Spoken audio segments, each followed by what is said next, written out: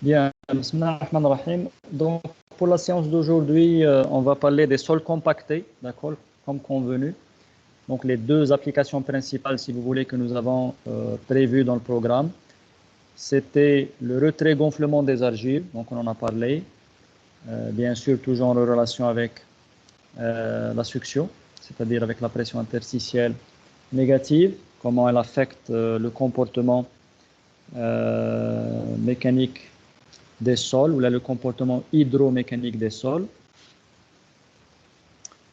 Donc on a vu le retrait-gonflement, qu'est-ce qu'il pouvait poser comme problème pour l'ingénieur et comment donc la compréhension du comportement du sol en fonction de la succion, en fonction du degré de saturation, de la teneur en eau, etc. Comment cette compréhension pouvait aider l'ingénieur à bien comprendre ce phénomène et donc à l'appréhender correctement dans la conception des ouvrages. Donc on a vu des aspects théoriques, on a vu des aspects un peu plus pratiques sur le terrain, comment on fait pour éviter d'avoir des problèmes donc sur les structures qui sont liées par exemple au gonflement des argiles. Alors aujourd'hui on va traiter, si vous voulez, le dernier point du chapitre, c'est-à-dire les sols compactés, d'accord.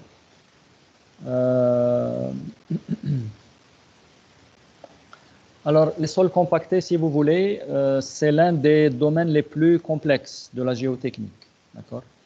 Les sols compactés, pourquoi? Parce que un sol compacté, déjà, est un sol qui est non saturé.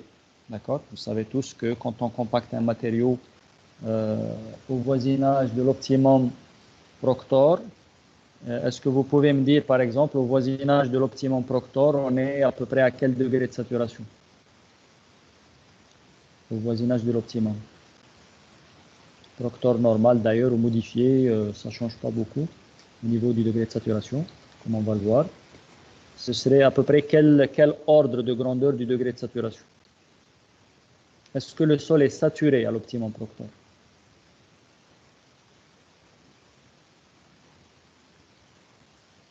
Non, monsieur.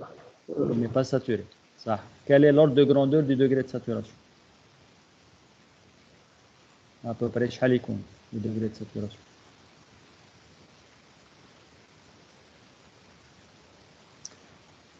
Bon, on peut dire de l'ordre de 80%, d'accord?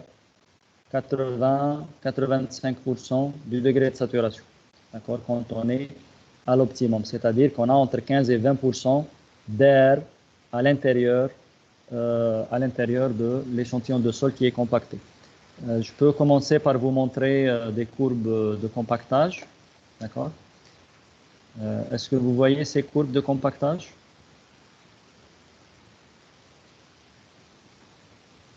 Oui. Très bien. Très bien. Bon, je ne mets pas le mode diaporama, je laisse comme ça, parce que si je mets en mode diaporama, quand je change les diapos, j'ai remarqué que ça ne change pas sur vos écrans. Donc, je laisse le mode comme ça.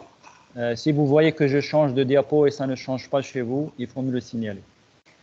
Donc là, on va se concentrer, par exemple, sur la courbe bleue que vous avez au milieu. Donc ça, c'est des courbes de compactage de l'argile du barrage Bograra.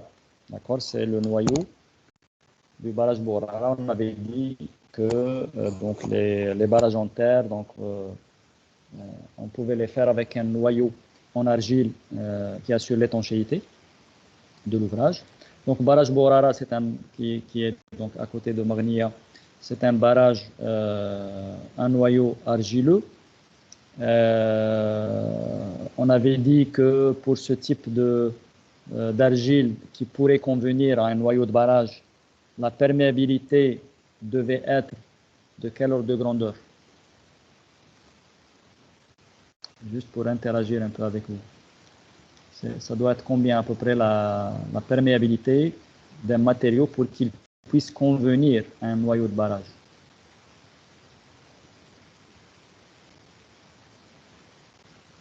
On conduit de distance moins 6. Moins 6 quoi? Le K, la perméabilité. Oui, 10 moins 6 quoi? L'unité, c'est quoi?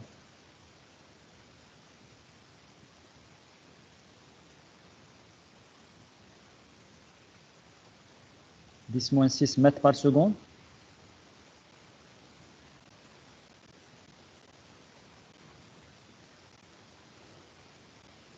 C'est millimètres par seconde. Millimètres par seconde, ça. C'est-à-dire 10 moins 9 mètres par seconde. D'accord?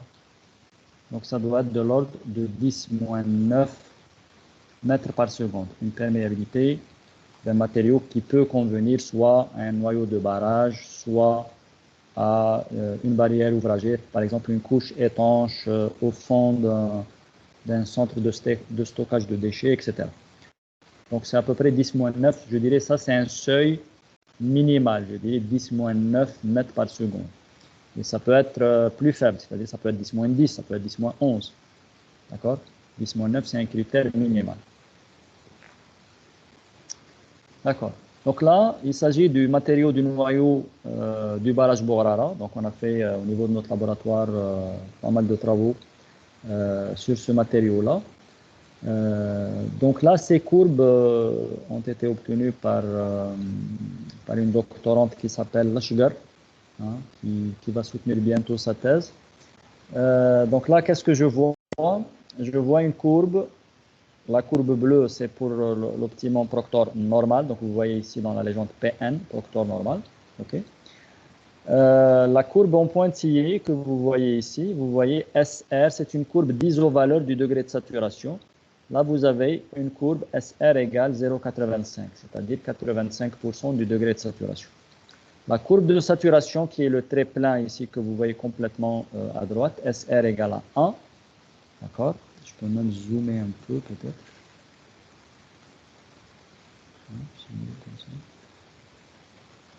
Voilà, SR égale 1, ça c'est la courbe, ce qu'on appelle la courbe de saturation. La courbe de saturation.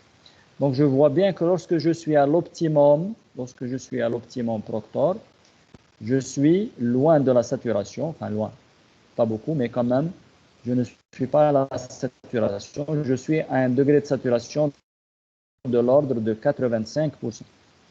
D'accord? 85%, ce n'est pas une valeur exacte pour tous les matériaux, mais c'est un ordre de grandeur. C'est une valeur qui ne change pas beaucoup. C'est souvent compris entre 80 et 85%. Donc le degré de saturation à l'optimum.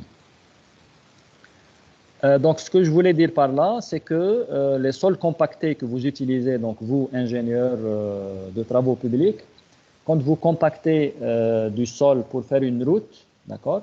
Donc au moment où vous compactez, avec la teneur en eau optimale, la densité maximale, etc. Bien sûr, donc cette teneur en eau optimale, c'est ce qui permet d'avoir le maximum de densité pour une énergie donnée. Là, quand vous mettez en place votre matériau n'est pas saturé. Il est non saturé, il est constitué de 3 phases, les grains solides, l'eau et l'air. D'accord? Et c'est ce qui rajoute de la complication au comportement des sols compactés. C'est pour ça que je disais au départ, le domaine des sols compactés est l'un des domaines les plus complexes de la géotechnique. Pourquoi? D'abord parce que vous avez 3 phases, donc c'est des sols qui sont non saturés, et le comportement des sols non saturés est encore plus compliqué que le comportement des sols saturés. Pourquoi? Parce qu'il y a 3 phases. D'accord? Dans un sol saturé, vous avez une interaction juste entre 2 phases, entre les grains et l'eau. Là, vous avez des interactions entre 3 phases, les grains, l'eau et l'air. Okay? Donc, ça complique le comportement. Donc, le comportement est complexe parce qu'il y a 3 phases et il est complexe aussi pour une deuxième raison, à cause de l'histoire du chargement du matériau qui est complexe. D'accord? Parce que si vous prenez un sol naturel, ou là vous prenez un sol compacté qui est donc mis en place par l'homme, l'histoire de chargement n'est pas la même. D'accord? L'histoire de chargement n'est pas la même. Un sol naturel, il se forme juste par décantation des particules. Les particules arrivent, elles se déposent par l'effet de la pesanteur. Okay? Par contre, un sol compacté, le matériau un sol compacté, le matériau, il est mis en place par une énergie. Ça peut être des chocs, comme par exemple quand vous compactez dans un moule, vous donnez des chocs, ou bien par un rouleau compresseur qui passe, d'accord? Donc cette histoire de chargement lui confère un comportement qui est relativement complexe. Ok? Donc là, ce qu'on peut voir sur ces courbes, c'est que lorsque l'énergie de compactage augmente, parce que quand je passe de la courbe rouge à la courbe bleue à la courbe verte, l'énergie, elle augmente. La courbe rouge, c'est Pn moins 20 coups, c'est-à-dire que le laboratoire, c'est l'optimum proctor, mais j'enlève 20 coups. C'est-à-dire au lieu de 56 coups, ça va être 36. Et pour la courbe verte, c'est le proctor normal plus 20 coups. D'accord? Donc, qu'est-ce que j'observe ici? Lorsque, ça normalement c'est quelque chose que vous savez déjà, lorsque l'énergie de compactage augmente, la teneur en eau optimale diminue, d'accord? La teneur en eau optimale diminue, et la densité maximale augmente. Ce qui est normal, si je donne plus d'énergie au sol, je vais le densifier plus, d'accord? Donc la densité va augmenter, c'est-à-dire les vides vont diminuer. Et par la même occasion, lorsque la densité augmente, la teneur en eau nécessaire à cette densité, c'est-à-dire la teneur en eau optimale, va diminuer avec l'énergie de compactage. Normalement, ça c'est un résultat que vous connaissez. Alors, les sols compactés, on a parlé déjà de beaucoup d'applications possibles dans le domaine des sols compactés. Là, je montre sur la diapo un centre de stockage de déchets ménagers. D'accord.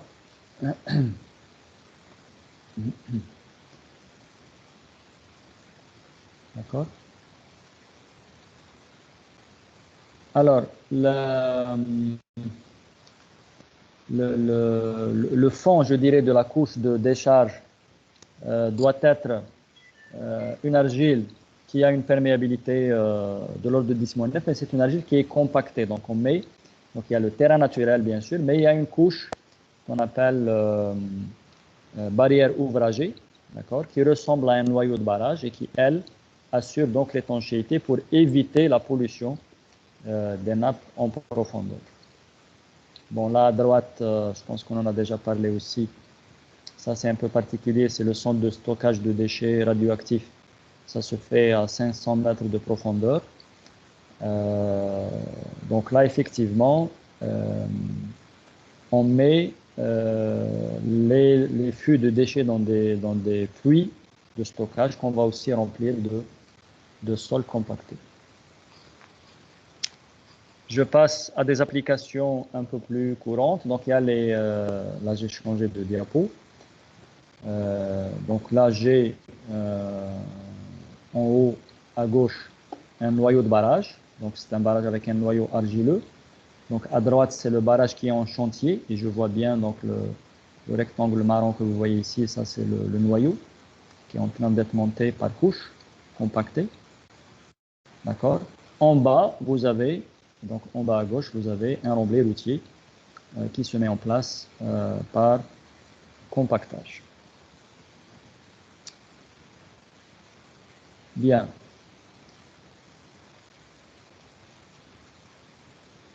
Alors, on va essayer de voir un peu, quand on compacte un sol, qu'est-ce qui se passe au niveau de la microstructure du sol. D'accord? Qu'est-ce qui se passe à l'intérieur? Parce que quand je vois des courbes de compactage comme ça, d'accord? Essayons de regarder une seule courbe, par exemple la courbe bleue, qui correspond au proctor normal, d'accord? La courbe bleue. Donc, qu'est-ce qu'on voit? On voit que nous avons un pic de densité pour la teneur en eau optimale, donc là à peu près au milieu, pour une teneur en eau à peu près de un peu plus de 20% ici, pour le proctor normal, quelque chose comme 21%, d'accord? On a la densité maximale. Pour des teneurs en eau plus faibles, c'est-à-dire lorsque le matériau est un peu plus sec, Pour des teneurs en eau plus faibles, 18, 15, etc., la densité elle est plus faible. Et pour des teneurs en eau plus élevées que l'optimum, c'est-à-dire pour des teneurs en eau de 24, 25, 26, etc., la densité est faible. C'est pour ça que nous avons une courbe en cloche. D'accord? La densité, elle augmente, elle atteint un maximum et puis elle diminue. Mais ça, c'est une observation macroscopique. D'accord? C'est une observation juste macroscopique qui me dit que, voilà, quand je compacte un sol à une énergie donnée, il faut le compacter à la teneur en eau optimale pour avoir une densité maximale. Mais je ne sais pas qu'est-ce qui se passe à l'intérieur. Qu'est-ce qui se passe à l'intérieur du sol? Et c'est justement cette compréhension au niveau de la microstructure qui va me permettre de comprendre comment se comporte un sol compacté, comment je dois compacter un sol. Si j'ai un problème, si j'ai une pathologie sur un ouvrage, j'essaie de la comprendre, comment expliquer cette pathologie, comment résoudre cette pathologie. D'accord? On ne peut pas, si vous voulez, tout comprendre et on ne peut pas trouver les bonnes solutions uniquement à partir d'une courbe de compactage. Ce n'est pas suffisant. La courbe de compactage, c'est vrai, elle permet d'avoir les caractéristiques de l'optimum, mais pas plus que ça. Donc, il faut aller plus loin en compréhension, aller au niveau de la microstructure, aller aussi voir au niveau de la succion, comment se présente la succion, c'est-à-dire la pression interstitielle négative au niveau des différents points de la courbe de compactage. Et ça, c'est quelque chose qu'on ne trouve pas dans les approches classiques. C'est-à-dire dans les laboratoires industriels, il te fait une courbe de compactage et ça s'arrête là. Il ne va pas plus loin. Okay? Mais ça ne permet pas de tout comprendre, ça ne permet pas de tout expliquer.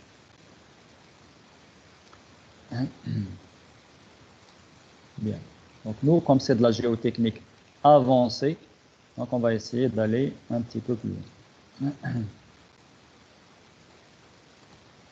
Est-ce que vous comprenez un peu le cheminement? Où est-ce que je vais? Où est-ce que je vais? Oui, monsieur, tout est clair. Ah. Ok. Donc là, maintenant, je vais essayer de voir un peu qu'est-ce qui se passe au niveau de la microstructure du sol compacté. Je change de diapo. Ok. Alors, là, je vais considérer, si vous voulez, deux courbes de compactage différentes avec deux énergies différentes, c'est-à-dire comme les courbes de tout à l'heure. J'avais trois courbes. Bon, là, je ne considère que deux, avec deux énergies différentes. Donc, on a dit que lorsque l'énergie de compactage augmente, qu'est-ce qui se passe? Si l'énergie de compactage augmente, donc il y a les deux paramètres de compactage qui changent. Si l'énergie de compactage augmente, la densité, qu'est-ce qu'elle fait?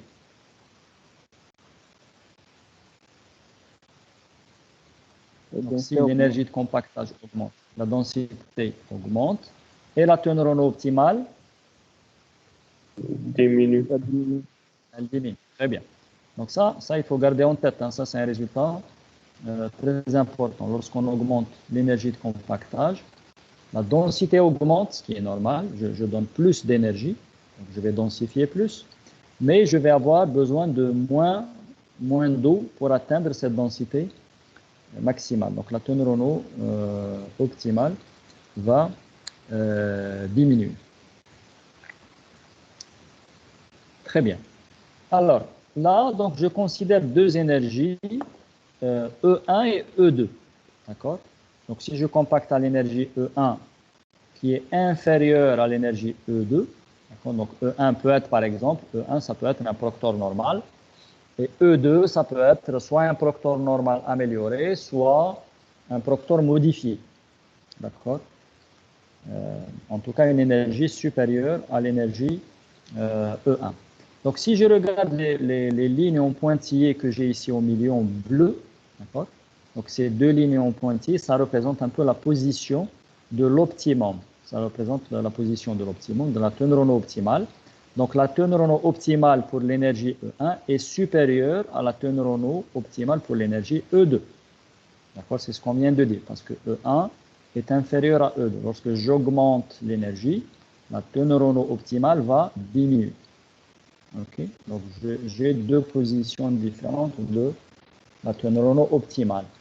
Après, les ingénieurs sur le terrain, quand ils parlent de compactage, donc ils disent compactage à l'optimum, quand je suis juste à l'optimum. Quand on compacte légèrement à droite de l'optimum, on va dire qu'on est en train de compacter côté humide. Côté humide parce que avec une teneur en eau légèrement supérieure, d'accord, légèrement supérieure à la teneur en eau optimale. On appelle ça le côté humide. D'ailleurs, tout le côté pour lequel la teneur en eau est supérieure à la teneur en eau optimale, on appelle ça le côté humide. Okay? Lorsque la teneur en eau est inférieure à la teneur en eau optimale, on appelle ça le côté sec. D'accord? Le côté sec. Mais bon, sur le terrain, quand on compacte, on ne va pas trop s'éloigner de l'optimum. Hein. On ne va pas faire un compactage à optimum plus 10%. Ou là, optimum ou moins 15% de teneur en eau. Non. Donc, on va compacter au voisinage de l'optimum, mais soit légèrement côté humide, soit légèrement côté sec. Donc, les praticiens, donc, parfois, ils choisissent de compacter côté humide, parfois, ils choisissent de compacter côté sec.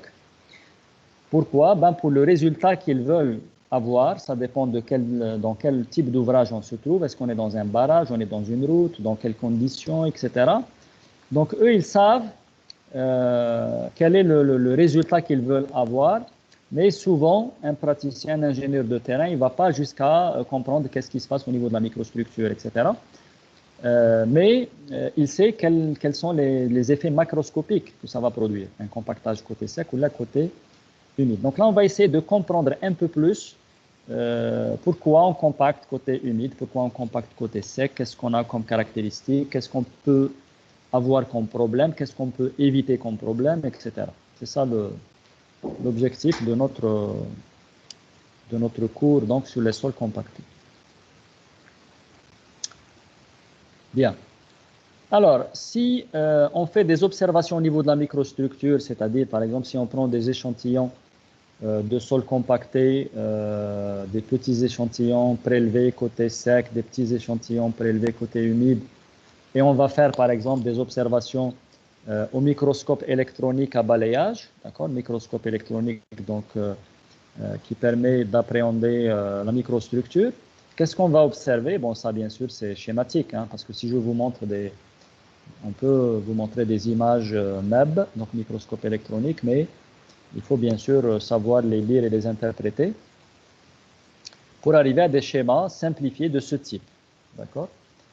Donc la structure, si vous voulez, du côté sec, c'est-à-dire lorsque la teneur en eau est inférieure à la teneur en eau optimale, donc côté sec, la structure se présente en agrégat.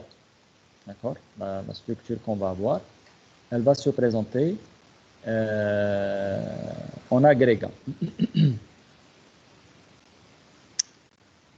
C'est quoi une structure en agrégat? En fait, c'est les particules d'argile qui sont de l'ordre du micron, hein, qui sont des plaquettes, hein, des feuillets, des plaquettes d'argile, qui vont s'assembler entre elles pour former des agrégats. Okay? Donc, si vous voulez simplifier les choses, un agrégat, c'est un grain, c'est un gros grain, mais constitué de beaucoup de petites particules. Okay? Si vous vous rappelez, par exemple, quand vous faites l'essai de sédimentométrie dans un laboratoire, donc pour un sol fin, ou pour au moins la fraction fine d'un sol, quand vous faites la granulométrie, vous avez la partie tamisage que vous faites pour les grosses particules, mais après, pour la partie fine, vous faites une sédimentométrie, mais vous ajoutez un produit chimique à l'intérieur de la solution qu'on appelle le défloculant. Ce défloculant, il fait quoi? Il sépare les petites particules, c'est-à-dire les particules d'argile qui sont micrométriques, hein, inférieures à 2 microns. On va les séparer, on va les décoller à l'aide de ce produit chimique pour pouvoir mesurer la dimension de chaque particule.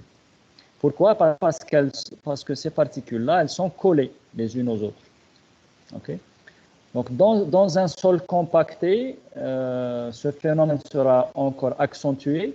Donc, il y a beaucoup de particules fines qui se collent les unes aux autres pour former un agrégat. D'accord? Pour former un agrégat. Donc, un agrégat, c'est comme un grain de grande dimension, d'accord, qui est constitué d'un très grand nombre de petites particules. OK? Donc, si vous avez, pour simplifier, disons un grain de 1 mm, il n'est constitué que d'argile, mais l'argile, la particule d'argile n'a pas 1 mm. 1 mm, c'est du sable. C'est en fait un assemblage d'un très grand nombre de particules, pour simplifier, on va dire d'un très grand nombre de particules de 1 micron. OK? Par exemple, si vous prenez des feuillets de 1 micron collés les uns sur les autres, si vous mettez 1000 feuillets ensemble, vous aurez une espèce de millefeuille dont l'épaisseur est égale à 1 mm, c'est-à-dire qui est équivalente à un grain de sable. OK? Donc, c'est ça un agrégat. C'est pour ça que certains chercheurs, ils parlaient par exemple du grain d'argile et d'autres n'étaient pas d'accord. Ils leur disent, bon, comment vous parlez de grain d'argile alors que l'argile, ce n'est pas des grains, c'est des plaquettes de très petite dimension. Pourquoi vous parlez de grains? Parce qu'il y a des assemblages de particules qui peuvent ressembler à un grain. D'accord? Et ça, c'est important parce que c'est ça qui confirme le comportement macroscopique qu'on va observer.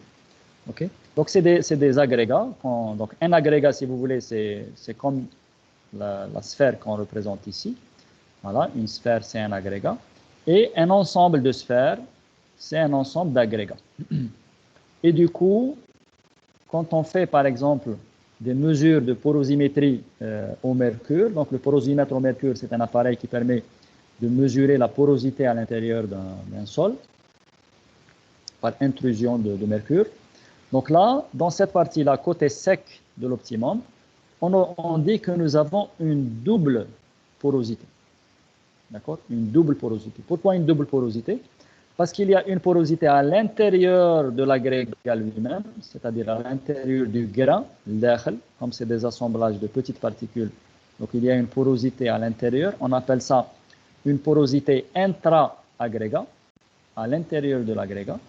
Et il y a une porosité entre les grains, donc le grand pore que je vois ici, par exemple, entre les sphères. Ça, c'est une porosité entre les agrégats. On appelle ça une porosité inter-agrégat. Donc, celle qui est à l'intérieur, on dit intra-agrégat. Et celle qu'il y a ici entre les agrégats, c'est une porosité inter-agrégat. Donc, nous avons une structure, on va dire, en double porosité. Et si on fait un essai de porosimétrie au mercure, on va voir deux pics bien distincts. Donc, le grand pic, ça va montrer donc, la grande porosité. Et le petit, ça correspond à la petite porosité qui est à l'intérieur de l'agrégat lui-même. Est-ce que ce que je dis vous semble clair, compréhensible?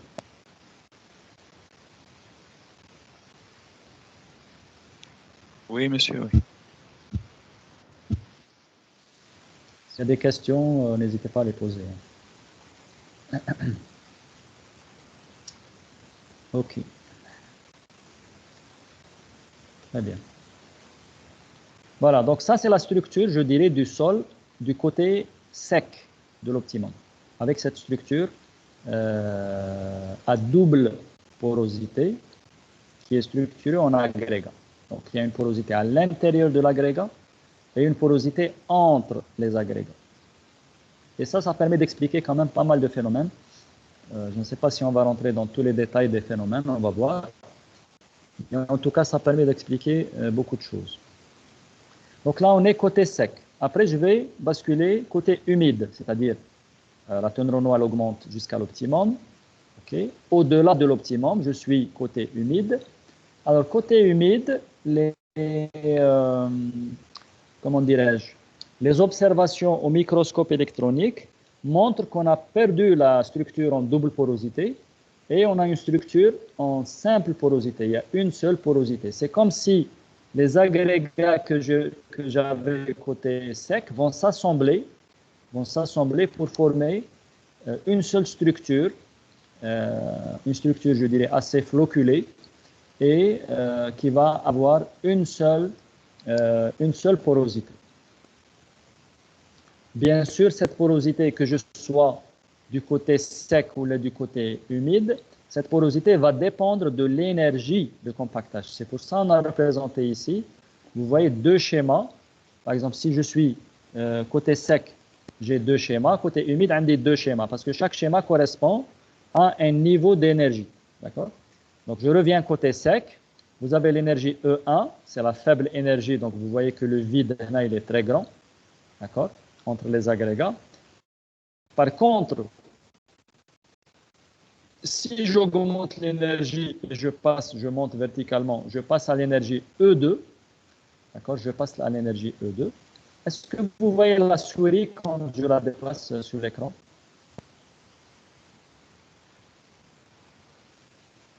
Vous la voyez, la souris, quand je la déplace? Oui, monsieur. Oui. Très bien, très bien. Très bien. Donc, lorsque je suis là, maintenant, ça, c'est l'énergie E1. D'accord? L'énergie E1, regardez, la dimension du port, elle est grande. Lorsque j'augmente l'énergie, je passe à l'énergie E2. Comme j'ai augmenté l'énergie, je vais densifier encore le matériau. Je vais avoir une porosité plus faible, donc un matériau plus dense. Okay? Mais, quelle est la porosité que je vais changer? Je ne vais pas la changer la densité de l'agrégat lui-même, mais de la structure des agrégats. C'est-à-dire chaque sphère que j'ai ici, qui représente un agrégat, la porosité à l'intérieur de la sphère ne va pas changer. C'est les pores qui sont entre les sphères qui vont diminuer. D'accord? Là, par exemple, entre quatre sphères, regardez le vide que vous avez. Si j'augmente l'énergie, le vide entre les sphères va diminuer. Le vide entre les sphères. Mais à l'intérieur d'une sphère donnée, il ne va pas changer. La porosité ne va pas changer. OK? Tout ça, c'est des observations, je dirais, à l'échelle de la microstructure qui sont confirmées soit par des images au microscope électronique, à balayage, soit, et aussi, et avec des essais de porosimétrie au mercure. Alors, quand je bascule du côté humide, c'est la même chose pour la porosité. La porosité, donc pour l'énergie E1, ok. Vous voyez que là, à l'intérieur de la structure flocculée, il y a des vides qui sont blancs ici. Lorsque j'augmente l'énergie, ces vides ont diminué un petit peu. D'accord? Donc, c'est comme si j'avais un seul gros agrégat, si vous voulez. Et à l'intérieur, la porosité, elle va diminuer lorsque l'énergie augmente. D'accord? Donc ça, c'est de façon, je dirais, schématique, très simplifiée de la structure d'un sol compacté. OK? Très bien.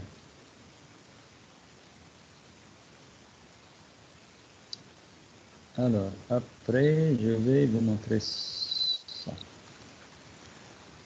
Donc là, si vous voulez, bon, là, j'ai changé de diapo.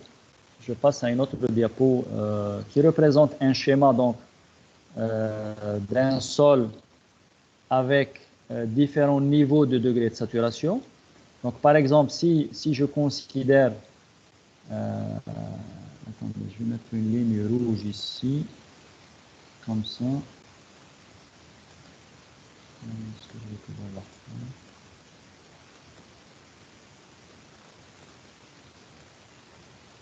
Alors, je vais mettre une ligne comme ça, que je vais...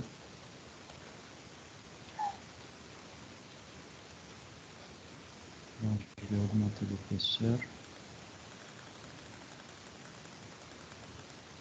Je la mettrai en rouge. Voilà. La grosse ligne que j'ai mise ici en rouge, si vous voulez, ça peut représenter l'optimum. D'accord? L'optimum Proctor, on va dire, pour donner un exemple. Okay? Donc, si vous voulez, la ligne rouge, c'est l'optimum.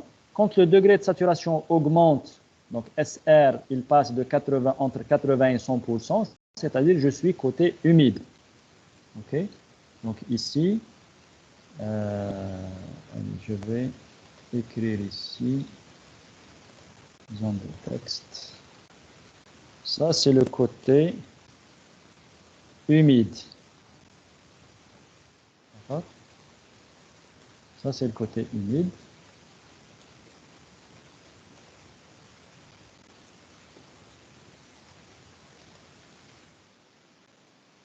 Et de l'autre côté, je vais mettre le côté sec.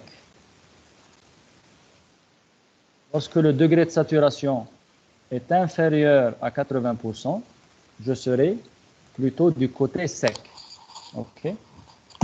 Donc, regardez bien que aussi bien du côté sec que du côté humide, j'ai les trois phases. Hein. J'ai des grains. Donc là, les grosses particules là, si vous voulez, c'est des grains. Les plaquettes, c'est des particules d'argile, pour simplifier. Ce qui est en bleu, c'est de l'eau. Et ce qui est en blanc, c'est de l'air. OK? Donc, même au-delà de 80% du degré de saturation, j'ai encore de l'air qui se trouve à l'intérieur de l'échantillon. Donc, l'air ne va disparaître que lorsque j'atteins 100% du degré de saturation. OK? Ceci dit, la forme par laquelle, ou la phase R se présente de façon, ou sous des formes différentes, si je suis du côté sec ou bien du côté humide. C'est quoi la différence? La différence, c'est côté humide, l'air se présente sous forme de bulles. Ce sont des bulles qui sont occluses à l'intérieur de l'eau. C'est-à-dire qu'il n'y a pas de contact entre les bulles d'air. Vous voyez? Ce sont des bulles indépendantes. OK? Ce sont des bulles indépendantes. Par contre, quand je suis du côté sec, bon, il y a un peu plus d'air, bien sûr, mais je commence à avoir de la continuité de l'air. Regardez par exemple ici, l'air qui est continu, hop, qui est continu. D'accord? Et qui permet un écoulement d'air. Là, je ne peux pas avoir un écoulement d'air parce que l'air se présente sous forme de bulles indépendantes. OK? Ça, comment je peux le savoir? Je peux le savoir en faisant des mesures de perméabilité à l'eau et de perméabilité à l'air. Regardez bien, je vais me focaliser pour l'instant sur l'air. L'air, donc là, pardon. Sur les courbes que j'ai ici en bas, j'ai une courbe de perméabilité en fonction du degré de saturation. Et la courbe verte, c'est l'air, ça correspond à l'air. Pour l'instant, je vais me focaliser sur la courbe verte. OK? Donc la courbe verte, qu'est-ce qu'elle me dit? Elle me dit que j'ai une certaine perméabilité à l'air qui diminue lorsque le degré de saturation augmente. Lorsque le degré de saturation augmente, la perméabilité à l'air diminue jusqu'à ce qu'elle devienne nulle. Ça veut dire quoi une perméabilité à l'air qui est nulle? Ça veut dire qu'il n'y a plus de possibilité de circulation d'air. Pourquoi? Parce que tout simplement, à partir de cette limite rouge que j'ai ici, à partir de cette limite, l'air va se présenter sous forme de bulles indépendantes. D'accord? Donc, il n'y a pas de possibilité de circulation de l'air.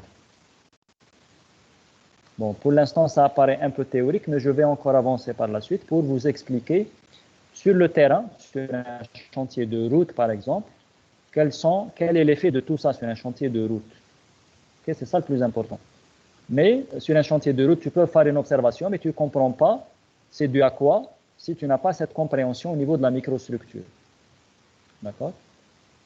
Donc, je vais parler tout à l'heure d'un certain nombre de pathologies et de voir comment expliquer ces pathologies au niveau de la microstructure du sol compacté. D'accord? Donc, regardez bien ici la courbe verte. Quand je dépasse l'optimum Proctor, là je suis en train de parler d'un sol compacté, l'air se présente sous forme de bulles, il n'y a pas de contact entre ces bulles et du coup la perméabilité à l'air, elle devient nulle.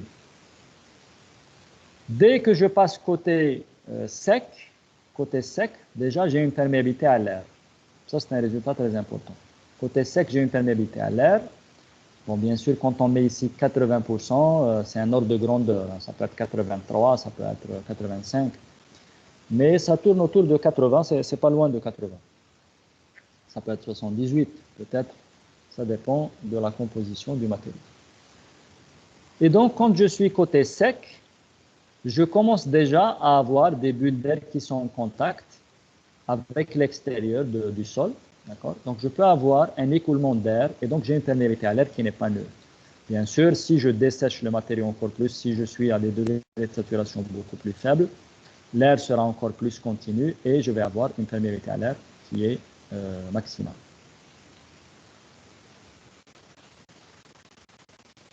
C'est clair jusque-là?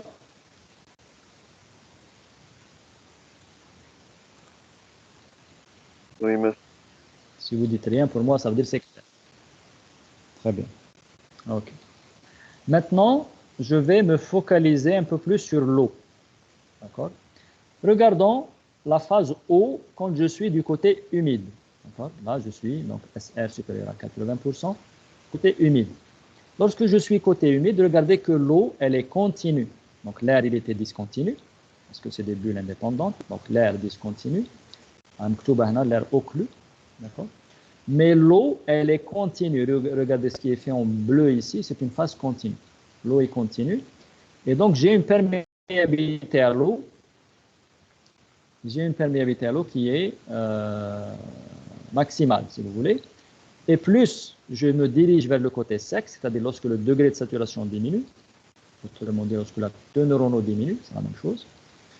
Et sur une courbe de compactage, je raisonne en taux neuronaux. Ici, je présente le degré de saturation. OK. Donc, lorsque je diminue le degré de saturation, qu'est-ce qui se passe?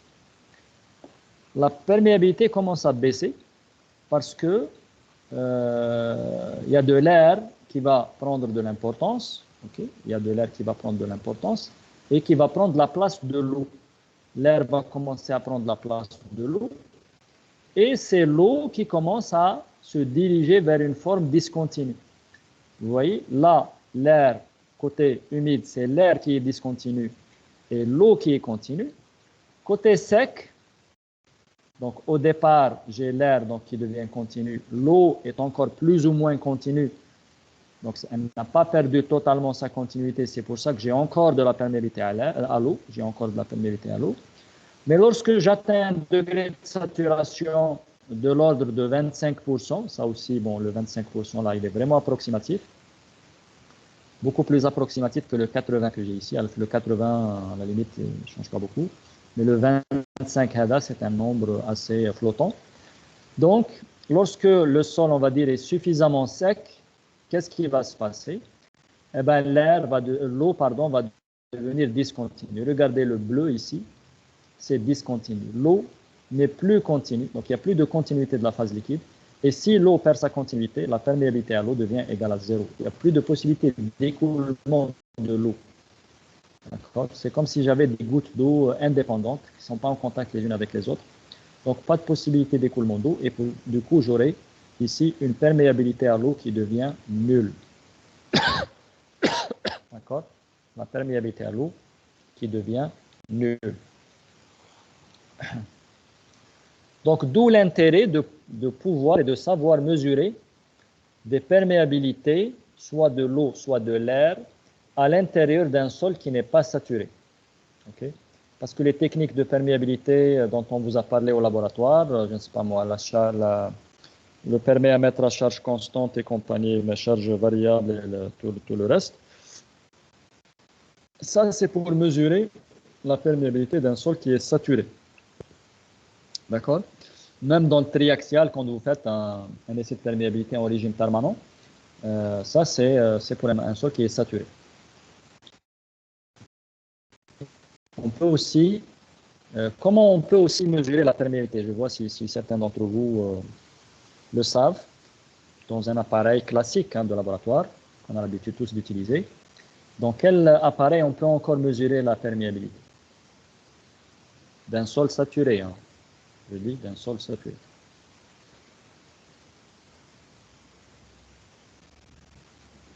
Allez. Quelqu'un aurait une idée? Comment mesurer la perméabilité d'un sol saturé?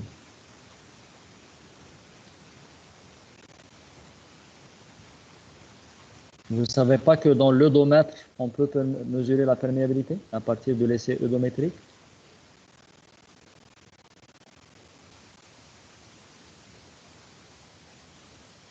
Non.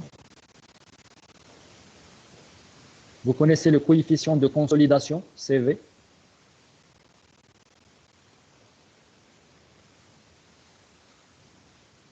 Est-ce que vous connaissez le coefficient de consolidation CV? Ça, c'est le programme du L3.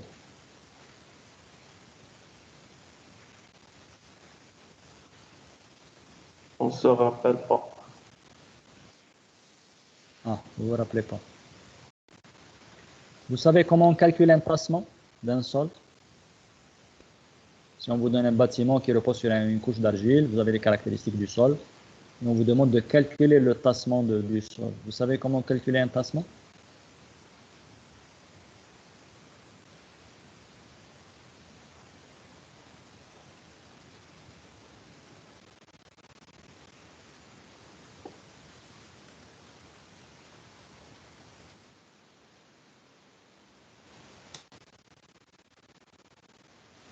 Je vais changer d'écran.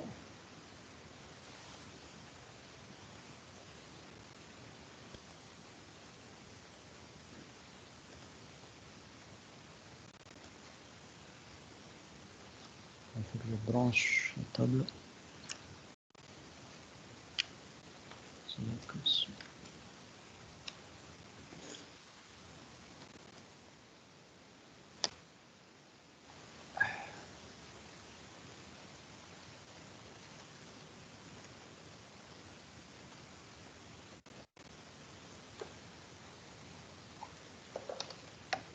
Est-ce que vous voyez mon tableau blanc?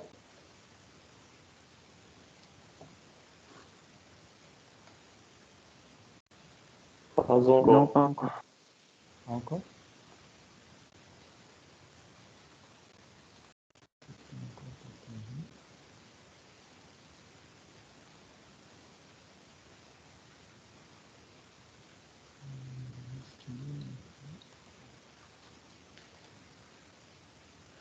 Ça, c'est...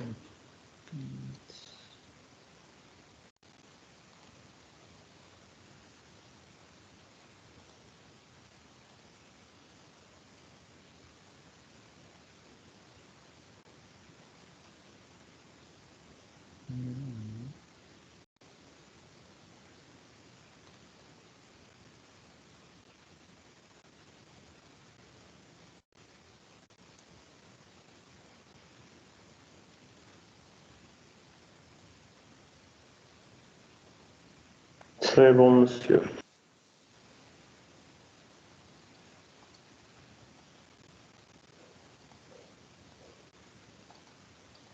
Voilà, je fais un virage par le cours de 3e année.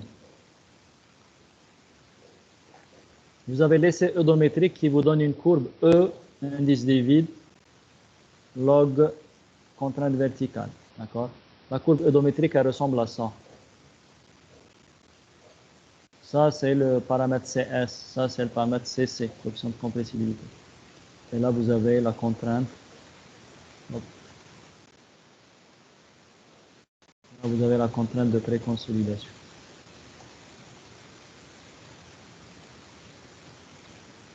Sigma C. Ça vous dit quelque chose, ce schéma?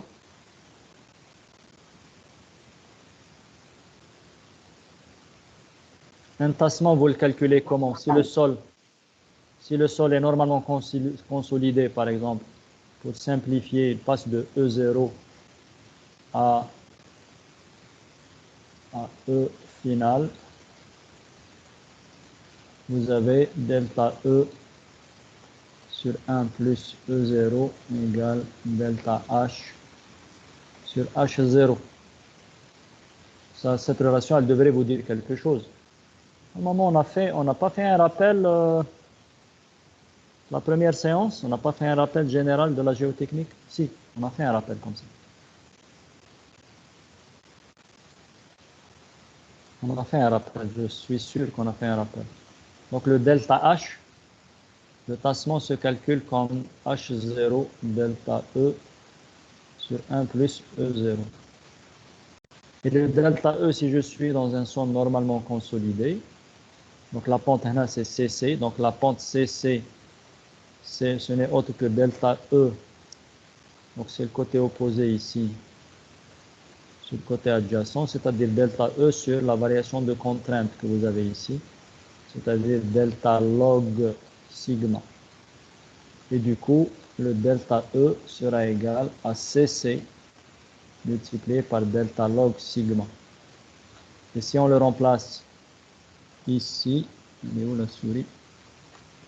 Voilà. Si on le remplace ici, le delta E, on aura delta H égale H0 sur 1 plus E0 qui multiplie delta E qui est CC qui multiplie delta log sigma prime.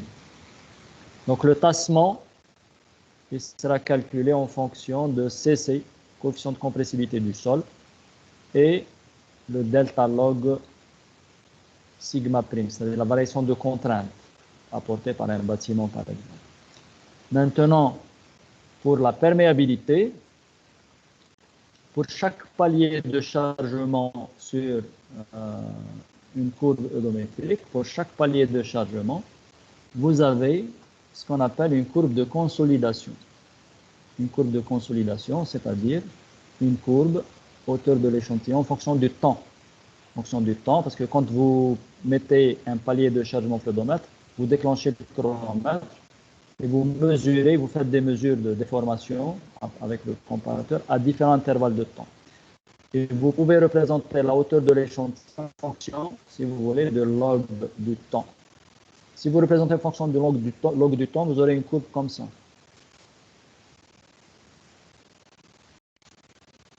qui s'appelle une courbe de consolidation. Ça, c'est une courbe de consolidation. D'accord? Par contre, ça, c'est une courbe de compressibilité. Compressibilité. Okay? Donc, cette courbe de consolidation, elle sert à quoi? Elle sert à déterminer le fameux CV, qui est le coefficient de consolidation, CV. Voilà, le coefficient, je vais l'écrire ici, CV. Ça permet de déterminer CV. CV, bien sûr, en faisant la méthode de Casagrande, donc ça va être H100, ça c'est H0, H100, au milieu vous avez H50, je ne rentre pas dans ce détail. Mais le CV, quand je vais le déterminer par la courbe de consolidation, CV, il est égal à combien? Il est égal à K fois E' sur gamma W. E', c'est le module oedométrique que je peux avoir à partir de une compressibilité.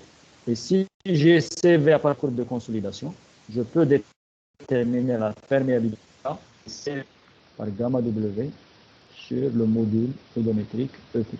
C'est comme ça que je peux déterminer une perméabilité à l'odomètre. D'accord? Donc l'odomètre, c'est un outil intéressant pour avoir une bonne estimation de la perméabilité d'un sol, mais saturé, parce que dans l'odomètre, tout est saturé. Et je peux faire cette mesure ou ce calcul de perméabilité pour les différents points de l'essai oedométrique. Ça, c'est très intéressant et très important à savoir. Et donc, j'aurai une valeur de perméabilité pour chaque niveau d'indice des vides. Et donc, je peux déterminer la fonction perméabilité en fonction de l'indice des vides. Ou, si vous préférez, perméabilité en fonction de la porosité N, la fonction K de N qui est très importante.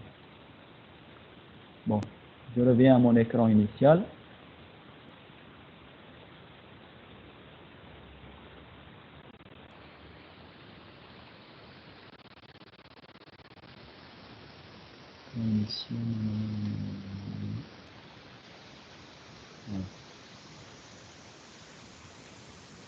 Est-ce qu'on est revenu à l'écran de la courbe de perméabilité de tout à l'heure?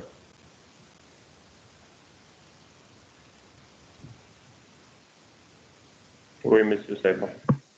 D'accord. Donc, l'odomètre, on peut mesurer cette perméabilité, ce point qui est là. 100% du degré de saturation. Ça, je peux mesurer dans un odomètre. Juste ce point. Là, je peux mesurer dans un appareil triaxial en régime permanent.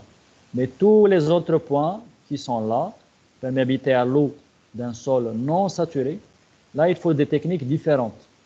On ne va pas rentrer dans ces techniques-là. Par exemple, il y a une technique qui s'appelle la méthode Pulse. La méthode Pulse, c'est une méthode qui permet de déterminer une perméabilité d'un matériau non saturé. Okay? Une méthode similaire peut aussi permettre de déterminer la perméabilité à l'air. La perméabilité à l'air d'un matériau non saturé. Donc, si on a les niveaux de perméabilité, si on trace pour un sol donné la perméabilité à l'eau et la perméabilité à l'air en fonction du degré de saturation, par exemple, pour une courbe de compactage, je vais prendre un échantillon de la courbe de chaque essai de compactage pour une teneur en eau donnée. Je vais prendre un échantillon et je mesure la perméabilité. Ça pourrait me permettre de comprendre sur une courbe de perméabilité comment se distribuent les phases, à quel moment l'eau est continue, l'air est discontinu. C'est le moment où la perméabilité à l'air est quasiment nulle. L'air se présente sous forme de bulle, l'eau est continue. Ensuite, lorsque le degré de saturation diminue, quasiment, j'ai les deux phases qui sont continues. L'eau et l'air sont tous les deux continus, donc j'ai des perméabilités à l'eau et à l'air qui ne sont pas nulles. Et pour des teneurs en eau très faibles, je vais avoir l'eau qui devient discontinue. L'eau va se présenter beaucoup plus sous forme de ménisque entre les grains, donc elle va être discontinue. Et c'est l'air qui deviendra la phase continue. D'accord? Bon, jusque-là, tout va bien. Après, on va revenir un peu au terrain, c'est-à-dire qu'est-ce qui se passe sur le terrain quand je vais compacter un sol. Alors, déjà pour les routes, quand on va faire une route, ça c'est un peu votre métier, c'est de construire des routes. D'accord? Je change juste là, un petit peu de voilà. Quand on construit une route,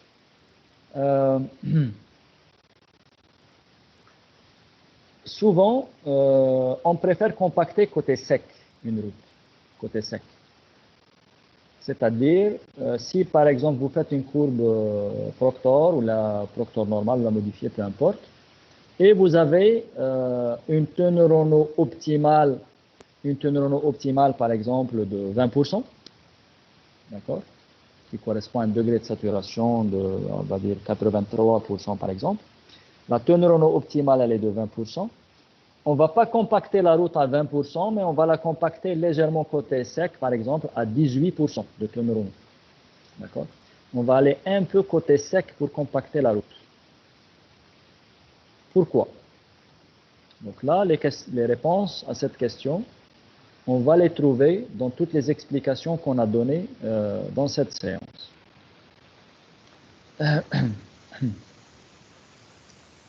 Alors, bon, il y a des réponses aussi qu'on n'a pas données encore dans cette séance. Avec la séance prochaine, on va parler juste en quelques mots peut-être de la résistance des sols compactés, des sols non saturés d'une manière générale.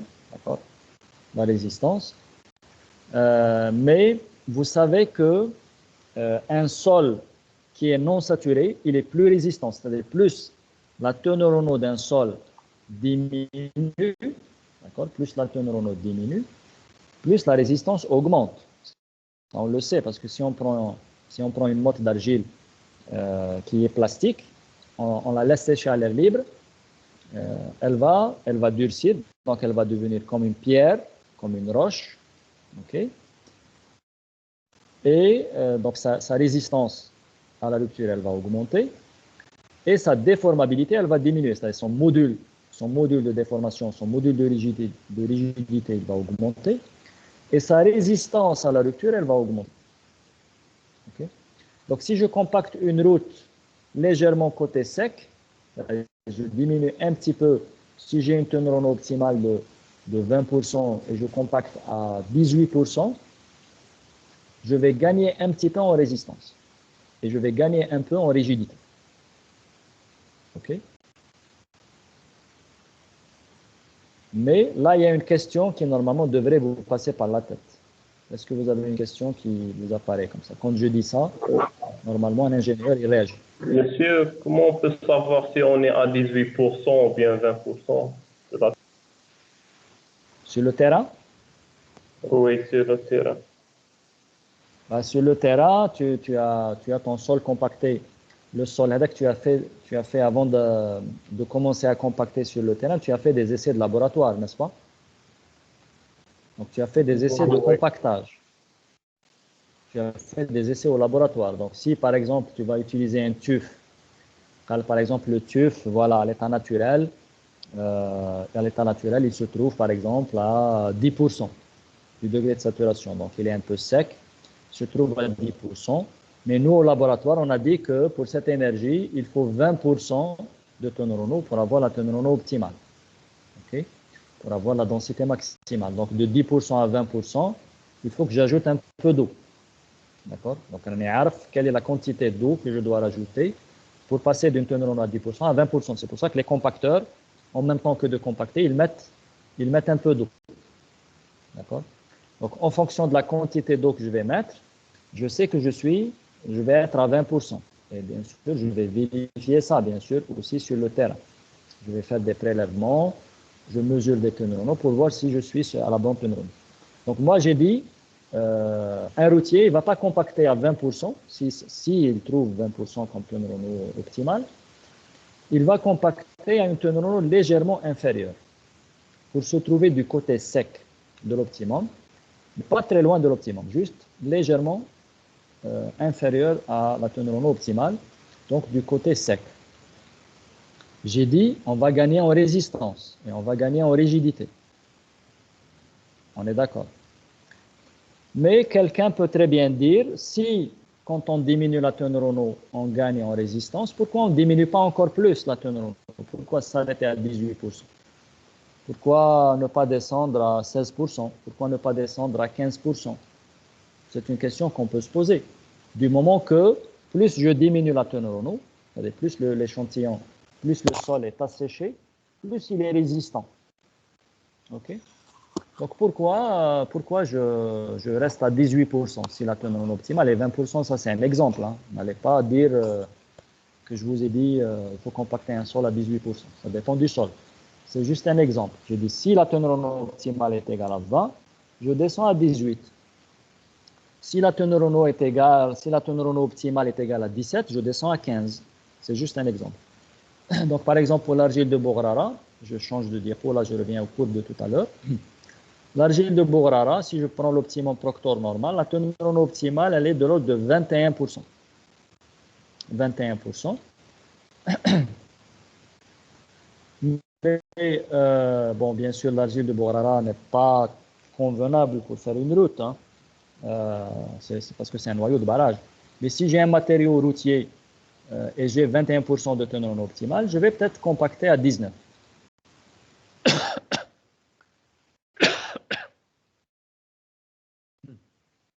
Mais quelqu'un peut très bien me dire, si je gagne en résistance, pourquoi je m'arrête à 19? Pourquoi je ne descends pas à 15?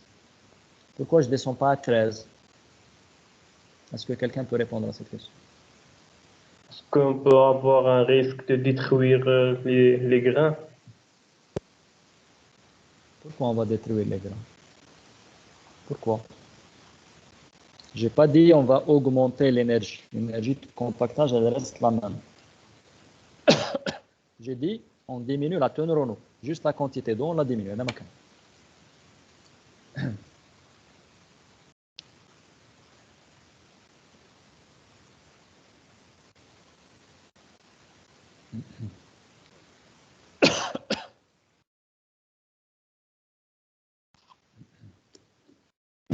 Monsieur, le frottement va augmenter entre les grains parce que l'eau va diminuer de volume. Moi, je pense que la réponse, elle est sur la courbe, elle est en face de vous. Hein. La réponse, elle est sur la courbe.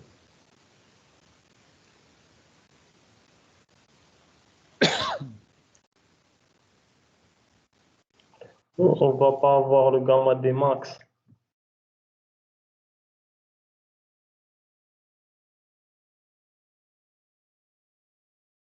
Oui, la réponse, c'est ça. Vous voyez très bien. La teneur optimale, pourquoi on l'a choisi? On l'a choisi parce qu'elle donne la densité maximale. D'accord? C'est-à-dire la porosité minimale. Par contre, si, bon, si je suis légèrement à côté de l'optimum, je ne vais pas beaucoup perdre en densité. D'accord? Mais si je descends beaucoup à gauche de l'optimum, vous voyez que la densité, elle baisse. La densité, elle baisse beaucoup. Moi je n'ai pas envie que la densité, elle baisse. Parce que plus cette densité baisse, plus j'ai une porosité élevée dans le sol. Et si j'ai une porosité élevée, donc j'ai des risques de déformation qui sont plus grands. D'accord? Donc je ne dois pas m'éloigner trop de l'optimum parce que je n'ai pas envie de trop m'éloigner de cette densité maximale que j'ai ici. D'accord? Cette densité maximale qui correspond à une porosité minimale.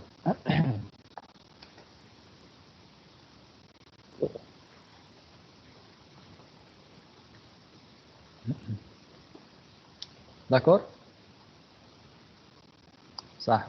Donc ça, on a compris. Donc on peut se décaler de l'optimum Proctor, mais pas beaucoup.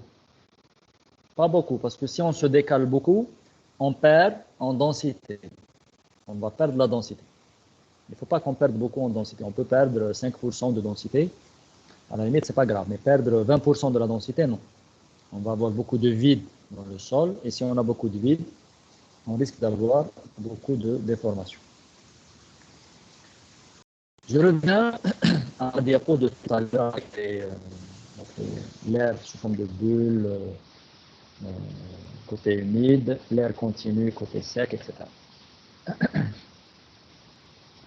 Alors, il y a un problème aussi qu'on peut avoir sur le terrain qui s'appelle le phénomène de matelassage. Matelassage, je vais l'écrire ici. Voilà. Le matelassage.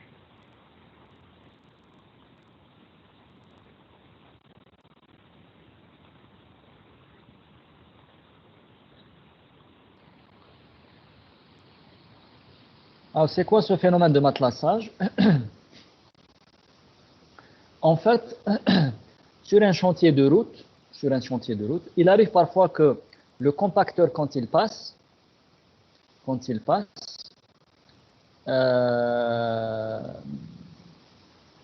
la densité n'est pas améliorée. Parce que quand il y a un passage du rouleau compresseur, à chaque fois qu'il y a un passage, on gagne un peu en densité. C'est-à-dire on est en train de densifier le sol, on est en train de diminuer les vides. Mais dans certaines situations, quand le compacteur passe, au moment où il passe, on a une légère amélioration de la densité, mais dès qu'il dépasse donc le tronçon, comme si la chaussée est revenue, elle passe un petit peu, elle se densifie un petit peu, quand le rouleau passe, elle regonfle un peu, et le sol revient à son état initial. C'est un peu comme un matelas, d'accord? Un matelas, tu marches dessus, donc il va s'affaisser.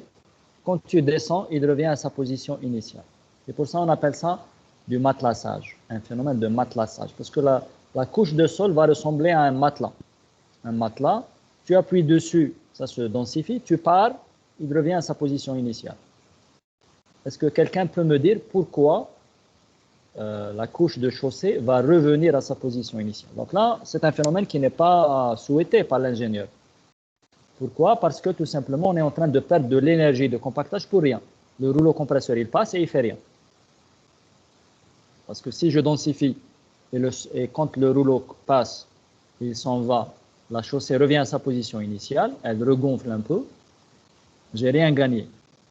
J'ai perdu de l'énergie de compactage pour rien. C'est ça le phénomène de matelassage.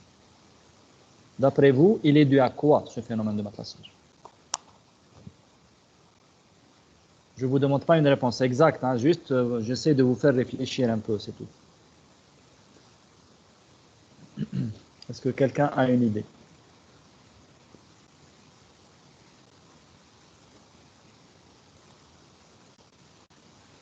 Allez, soyez courageux. Si vous vous trompez, vous n'allez rien perdre. Vous allez au moins tenter. À quoi peut être dû ce phénomène de matelassage?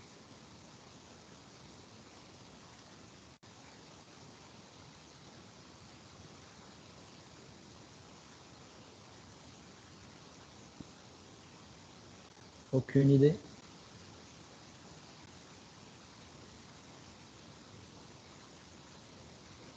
Il me faut une tentative pour que je parle, sinon je ne parle pas. Une tentative, au moins une.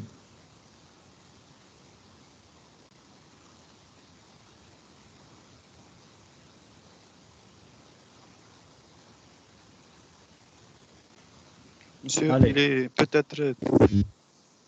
peut-être dû à l'état hydrique du sol.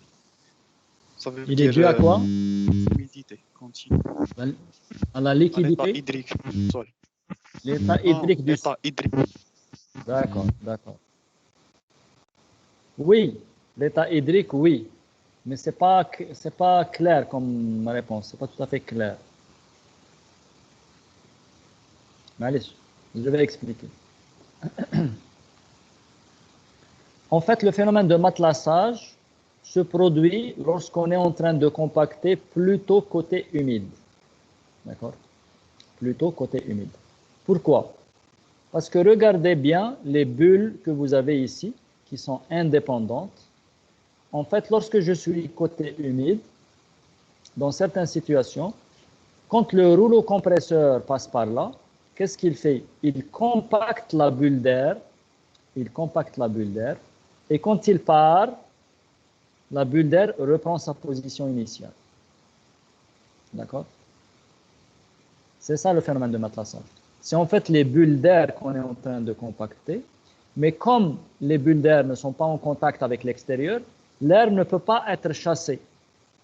L'air ne peut pas sortir. Si cette bulle, on peut la chasser, là, on améliore la densité. Mais si cette bulle reste coincée à l'intérieur, parce que justement, il n'y a pas de contact entre les bulles d'air et pas de contact avec l'extérieur, donc elle reste coincée à l'intérieur, et quand le rouleau compresseur passe, il comprime la bulle. Quand il part, la bulle revient à sa position initiale. Et c'est ça le phénomène de matelassage. D'une façon très simplifiée. Certainement, il se passe des choses un peu plus complexes dans le sol, mais d'une façon schématique, c'est ça. OK?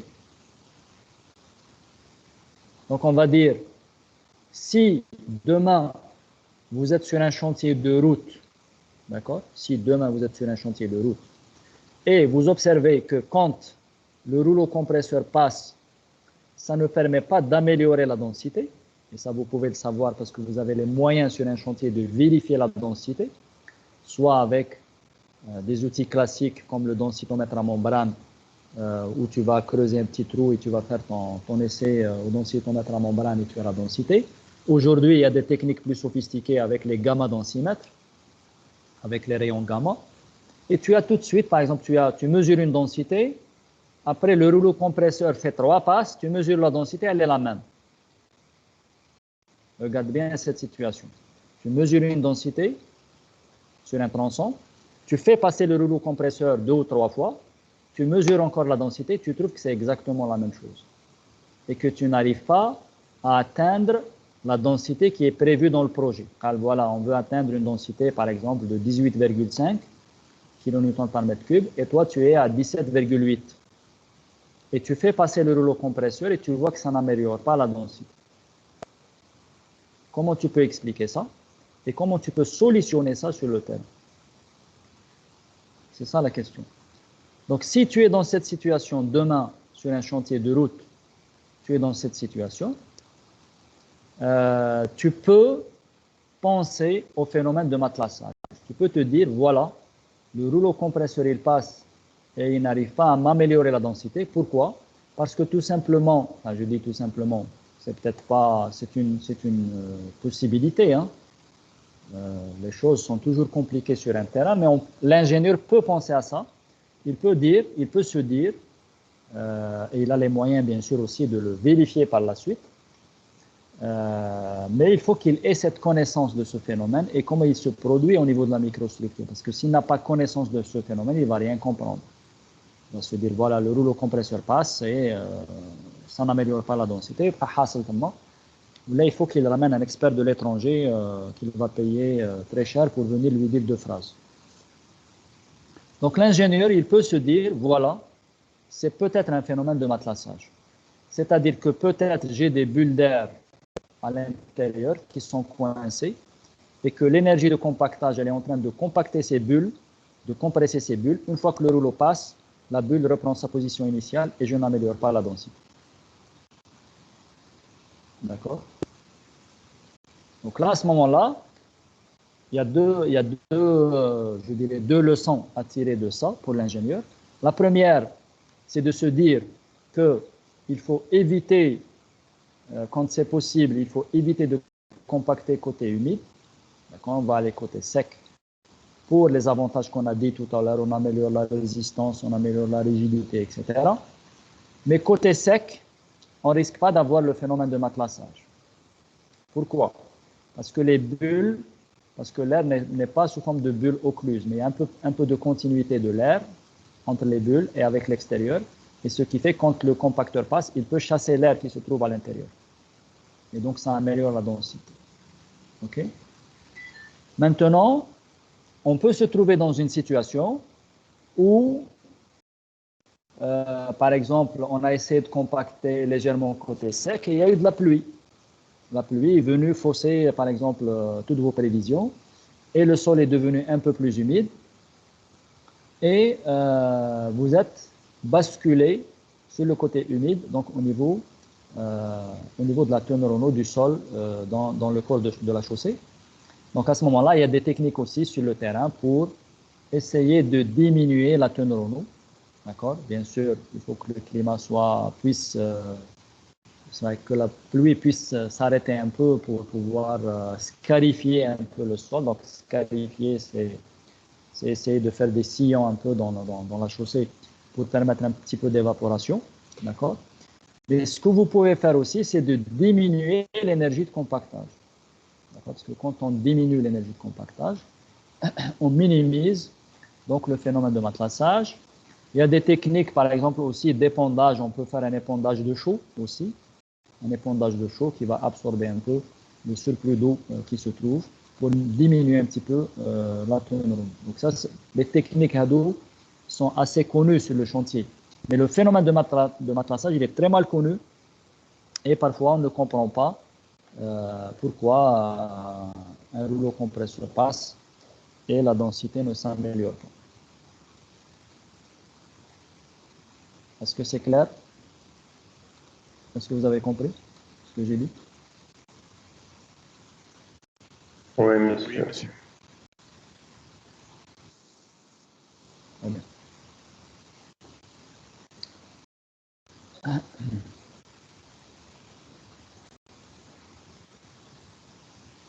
Donc c'est pour ça que j'ai parlé que c'est un domaine qui n'est pas épuisé de la géotechnique jusqu'à aujourd'hui. Il y a encore beaucoup de travaux sur les sols compactés, beaucoup de travaux de recherche sur les sols compactés, parce que les ingénieurs sur le terrain se posent encore beaucoup de questions sur différents types de phénomènes. Donc là, on a cité le matelassage, on peut citer aussi le feuilletage. Donc le feuilletage, vous voyez ici une image. Je peux l'augmenter d'ailleurs un peu.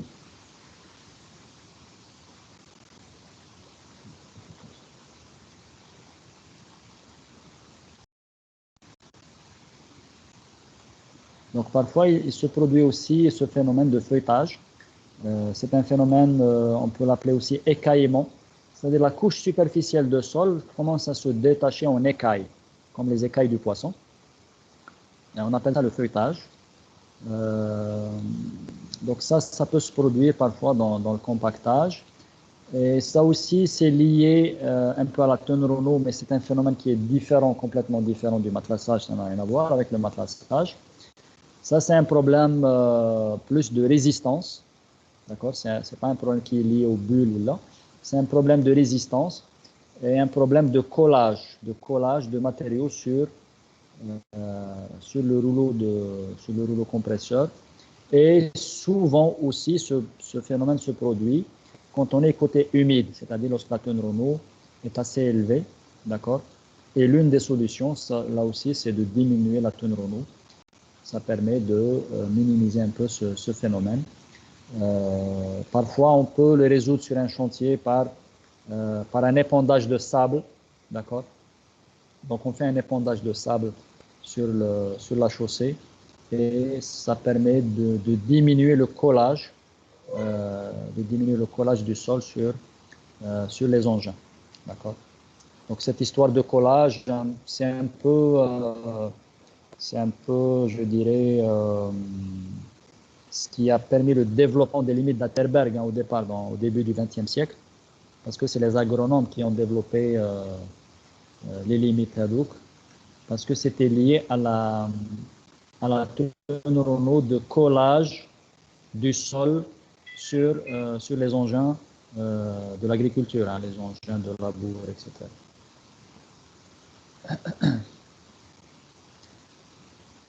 On peut citer aussi le phénomène d'orniérage, les ornières. Donc là, j'ai une image aussi que je peux encore agrandir un peu.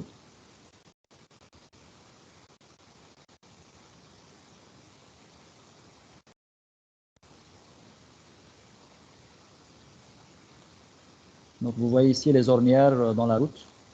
D'accord? Vous voyez ici une règle horizontale et les ornières qui sont bien apparentes sous la règle. D'accord? Donc ça, c'est un problème de déformation. C'est un problème de déformation de la chaussée. Ok, c'est pratique.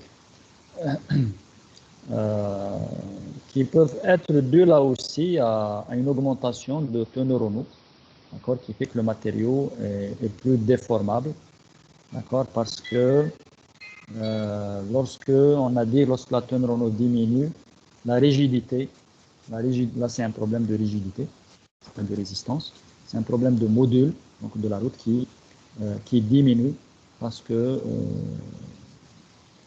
ça peut être lié à une augmentation de la tonne Renault. Donc c'est pour ça, souvent dans les routes, on compacte souvent côté sec, mais il ne faut pas trop s'éloigner de l'optimum pour deux raisons. D'abord, on a dit parce que la densité, on le voit très bien sur une courbe de compactage, si je m'éloigne, je peux revenir aux courbes de tout à l'heure de compactage. Donc si je m'éloigne beaucoup à gauche, c'est-à-dire pour les tonnes Renault faibles, je vais perdre en densité. Et moi, je n'ai pas envie de perdre en densité. D'accord? Au contraire. Et il y a aussi un autre phénomène, je ne sais pas, peut-être que la séance prochaine, on peut éventuellement l'évoquer, qui s'appelle le phénomène d'effondrement. Le phénomène d'effondrement qui se produit aussi quand la tonne Renault est suffisamment faible, d'accord, bien que quand la tonne Renault diminue, le matériau devient plus rigide, il devient plus résistant, etc. Mais il y a un phénomène qui peut se produire qui s'appelle l'effondrement, d'accord. En anglais, ils disent collapse.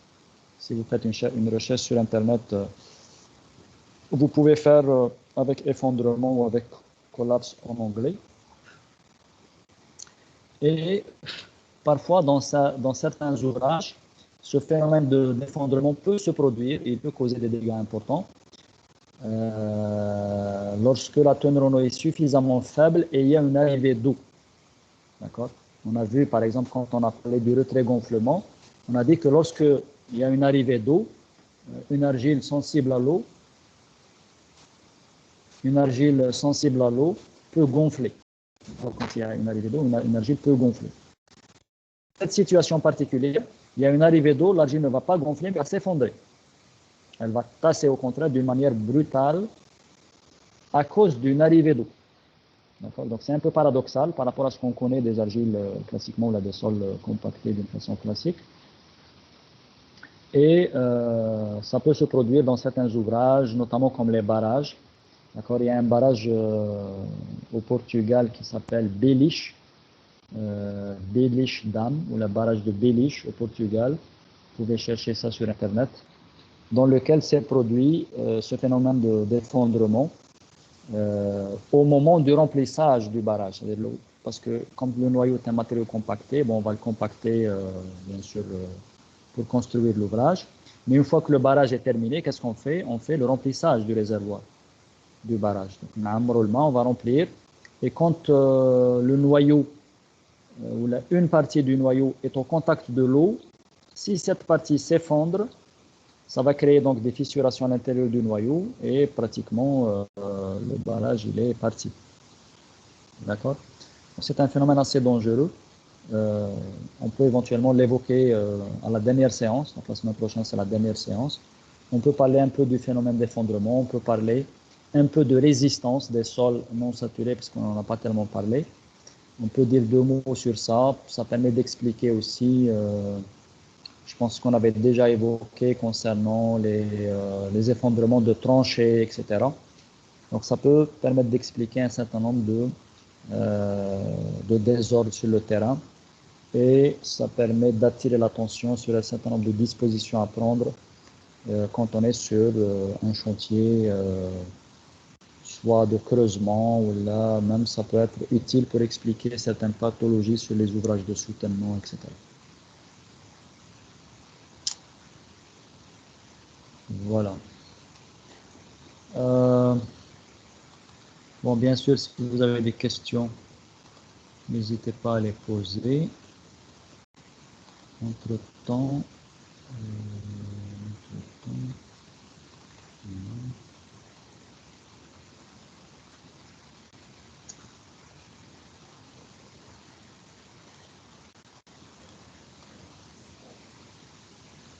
Entre-temps, je vais vous donner juste un petit exercice à faire.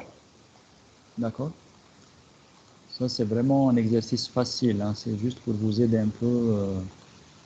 Parce qu'il fera l'objet d'une note aussi. Ça permettra de gagner des points.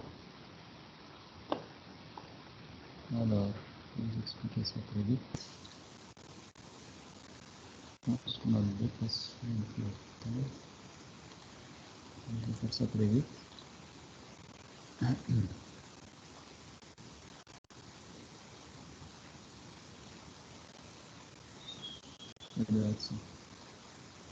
Normalement, j'ai présenté un fichier Excel là sur l'écran. Je ne sais pas si vous le voyez. Ce sont les courbes de compactage, mais dans un fichier Excel.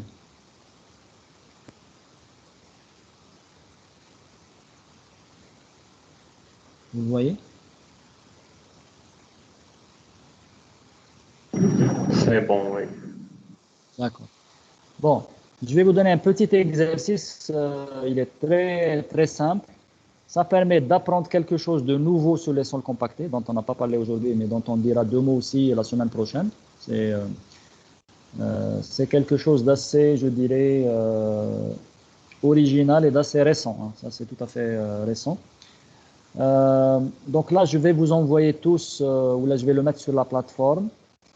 Le fichier Excel, c'est un fichier Excel dans lequel vous avez donc les 3 courbes de compactage représentées dans le plan classique, poids volumique sec, c'est-à-dire gamma D, teneur en eau.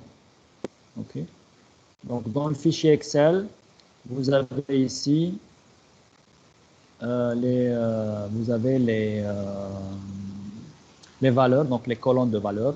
Donc là, vous avez N, par exemple, la porosité, indice des vides, degré de saturation, etc. Donc vous avez toutes les données qu'il faut pour chaque énergie.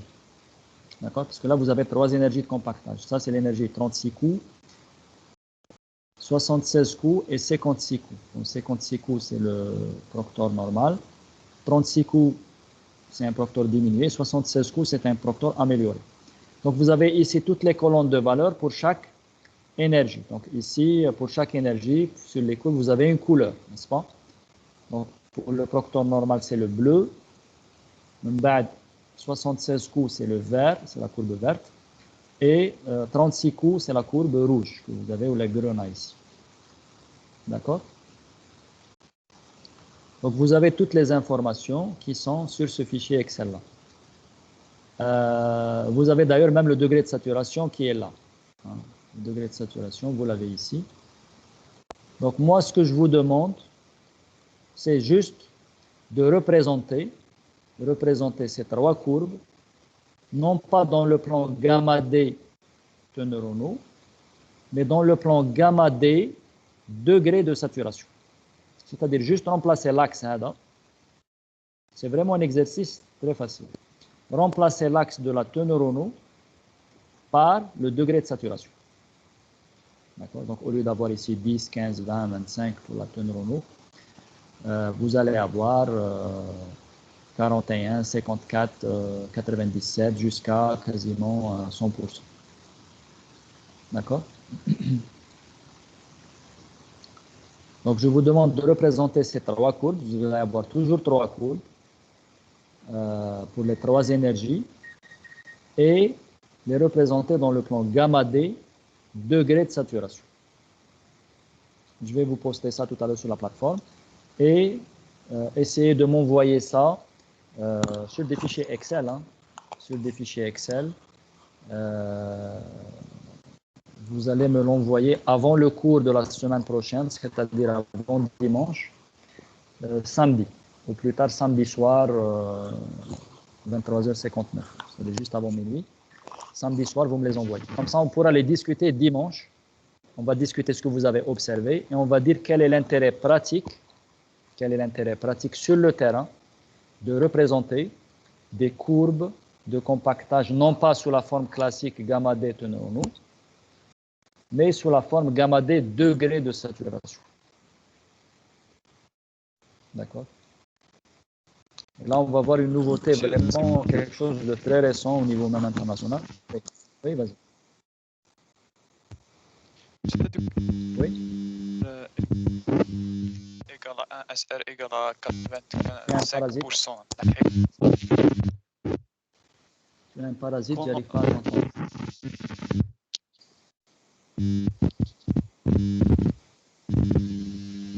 شو اللي راح يهضر؟ سيراني شو رفيق؟ اوكي vas-y. Pas de SR égale à 1 SR égale à 5%. On enlève le graphe après qu'on fait l'abscisse SR. Bien sûr, donc tu dois tracer un autre graphe. D'accord. Alors, عندك gamma D teneur en eau. Toi, tu dois tracer gamma D SR, tout simplement. D'accord? Vous devez tracer un autre graphe. J'arrive pas à t'entendre. Ah oui? On est à SR égale à 1 SR égale 85%. نحيوهم parce que غادي يولي عندنا abscisse de SR. Ah, tu veux dire les courbes d'isovaleur? Oui, oui, il faut les enlever. Ne mettez pas les courbes d'isovaleur. Ne les mettez pas. Ne les mettez pas. Vous aurez que les courbes gamma D, degré de saturation. D'où les isovaleurs, les iso SR, il faut les enlever. Ça ne sert à rien. Okay? Donc vous allez tracer un autre plan, gamma D, degré de saturation. Donc je vous donne cet exercice juste que vous puissiez faire vous-même cette observation quand on représente en degré de saturation. Et on va dire quel est l'intérêt pratique de cette représentation sur le terrain. Pour quelqu'un qui construit une route, quel est l'intérêt de représenter gamma D SR au lieu de gamma D teneur en eau? D'accord? Parce qu'habituellement, on ne connaît pas de représentation gamma D SR. L'habitude, le compactage, c'est gamma D teneur en eau. Mais gamma D SR a là un intérêt et on va voir quel est cet intérêt. OK? Est-ce qu'il y a d'autres questions?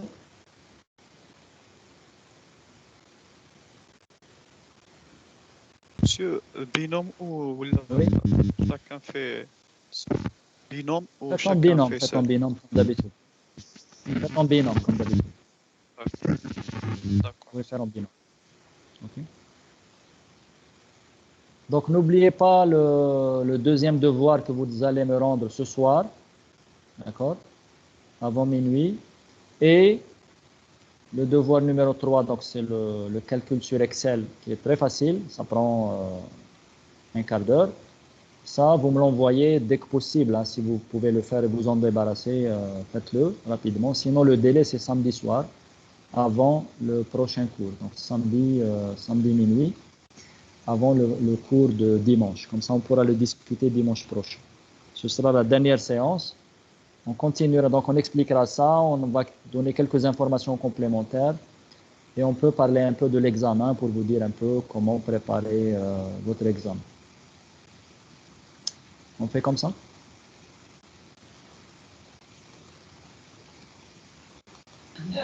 Oui, monsieur, d'accord.